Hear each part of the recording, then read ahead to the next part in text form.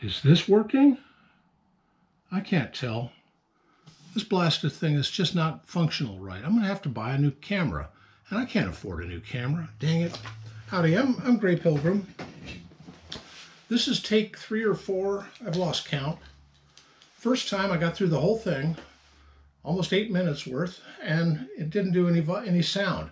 I'm praying it's doing sound now. The only way I can tell is turn it off, put it into a little caddy, stuff it into my MacBook, and then see whether or not it plays. I know that's no way to run a railroad, as it were, but it's what I do. Anyway, what I wanted to talk about was books, just books. And this is a new one I bought. It's just massively huge. I mean, look how wide this thing is, huh? It's called Small Arms of World War II, United States of America. This is going to be part of a series on books on World War II for each nation, from the US, UK, France, Germany, Italy, Hungary, all the various players, and all the arms that they used. And this is an in-depth look at the stuff that we had in World War II. And it is very in-depth. It's by Ian McCollum, who you know from Forgotten Weapons. And I've bought just about everything he's published because I find him to be a fascinating character and probably the greatest living man knowledgeably on firearms today. He has been instrumental to me in my hobby and learning as much as I can about it.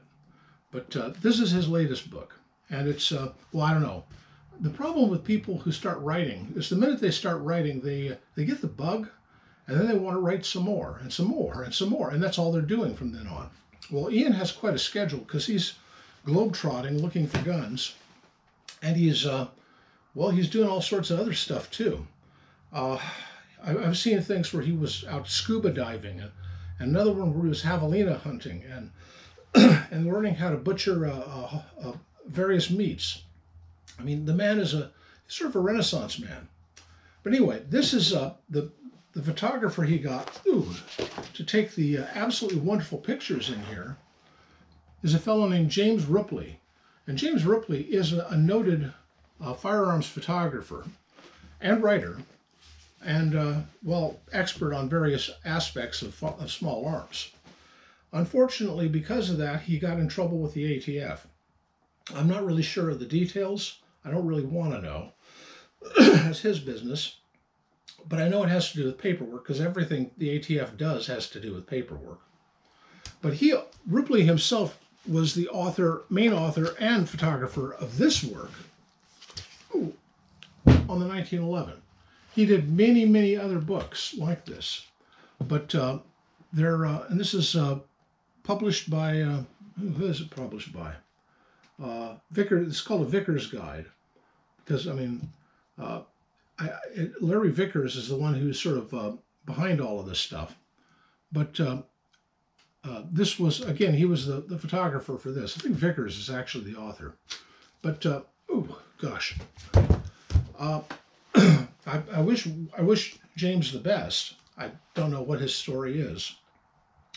Of late, and especially under the Biden administration, the ATF seems to have gone rogue and is going after anybody and everybody. You know, they were established mainly as a tax collection agency just to administer the tax from the National Firearms Act. That was all they were here for. Now they've got armed SWAT teams, and they become another arm of the deep state, and a very nasty one at that. Anyway, these are art books. Art books were something, a development, well, they go back to the history of publishing. Art books are the really fancy ones that a publisher puts out. I'm also a collector of books, so I know something about that. But anyway, gun art books were also all the rage in the 1970s and 80s, back in the days of the malls. And why do I mention the malls? Well, because long before internet, the way you learned about stuff was you went off to the mall. And especially when in the 70s and 80s, I mean, that was where I hung out all the time because I was a kid. And you went to the mall for a couple of three things. One, You went to the food court and got some of the most exotic foods in the world. 2, you were looking for some cool gimshaws and gadgets to play with. So you'd go over to a Sharper Image or other stores like that and play with the latest electronic gee whiz gadgets. Or you'd go down to the arcade and hang out there and with your friends, spend a boatload of money and, and earn nothing but have a wonderful time. I'm from the age of the pinball machine, not arcade machine, so that's where I used to hang out and play pinball. But the third reason was to look at all the girls who also came to the mall. And there were some lovely girls that used to come to the mall. I remember. Anyway, but speaking of gadgets and gimshaws, one thing that all malls had was bookstores. And 2 in particular. There were 2 sort of competing chains. One was called Walden Books, and the other was called B. Dalton's. And they're basically about the same. Small bookstore, usually with a real limited selection, but they were always art books, were always in there. And one in particular that was always there was this one. I do not recommend the author, but it's an interesting art book. You can find this at any B. Dalton's or Walden Books. I bought this at a Walden Books. It was on discount, so I got it cheap. But it's some of the most beautiful pictures of Colts in the world.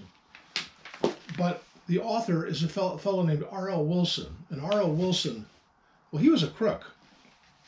He's known for disrupting a collection of historic Colt firearms and selling some off that were priceless and are irreplaceable. But we didn't know about it until after he died. And by then, I don't know about statute of limitations, but the statute of his corpse was not one that we could put on trial. C'est la vie. Anyway, but the book itself is, forget the text, look at the pictures. The pictures are where it's at, and that's the way it is with an art book. You pick it up to look at, let's say it was on exotic wildlife, and it had pictures of giraffes and gazelles and wildebeest in it. That's what you buy it for. You don't really care about the history of those or the etymology and all that stuff. What you want to know is, oh, look, that's kind of a cool looking animal. Well, these are kind of a cool looking pistols too. These books are published by Headstamp Publishing, which was established as a Kickstarter thing to publish Ian McCollum's first book, which is that red one over there. No, not that red one. Where is it? Oh, this blue one. The published version of it is red. This is a blue one from the Headstamp, from the Kickstarter campaign. And matter of fact, I bought most of these during the Kickstarter campaigns. This is Pistols of the Warlord. This is Ian's original chapeau to, or chapeaus. I don't know how to say it. I don't speak French. To FAMAS. It's about French firearms. There's another one up there called Swords of the Warlord or of the Emperor. That's it. It's about 19th century martial swords carried by Japanese officers. Then there's Thorndike to, oh gosh, let me look at them because I can't, I'm just reading them from here. Thorncroft to SA-80, and this is by Ferguson, the curator of the arms collection of the British Museum.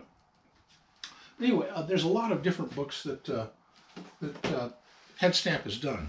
They did a republication of Dolph Goldsmith's book on arming the dragon, which I just happen to have an original of, which is not, it has typos and it's not in the greatest of shape, but this is the original that this one was a reprint of.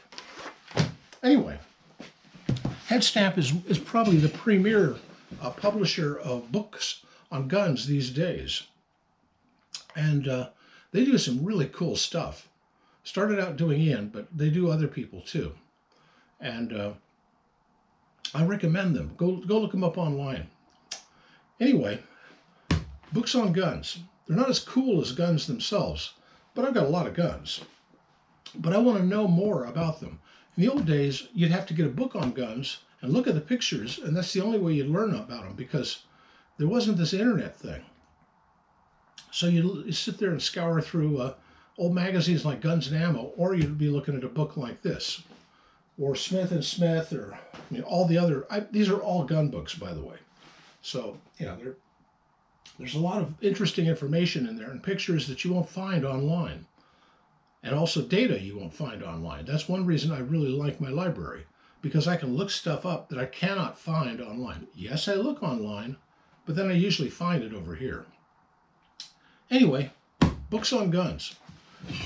It's just a cool pastime, and it's not quite as expensive as the guns themselves, but gun books are they're kind of pricey to begin with.